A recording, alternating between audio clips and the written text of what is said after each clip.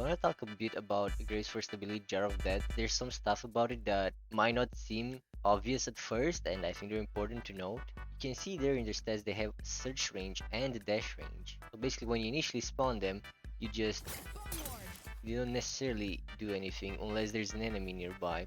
For example, if I throw this jar right at the edge of that enemy, you will see that only some of the skulls attack it because they spawn slightly to the right in the search range, but those didn't. However, the second range, the dash range, is used for two things. First of all, when you spawn them, if there's no enemies nearby, they'll try to follow you if you enter the dash range. Once you enter the dash range, they'll start following you. And once they follow you, they enter a different mode. They no longer attack enemies that are nearby even if they're in the search range. However, if they are following you and the enemy is in the dash range, they'll attack it.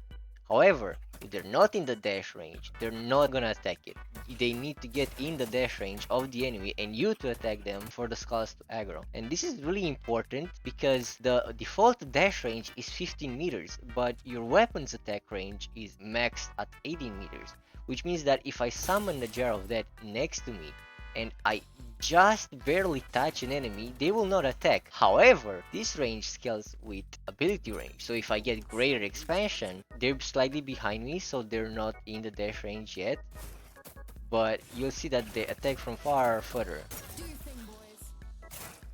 You see, like, the skulls that were right next to me, they started attacking.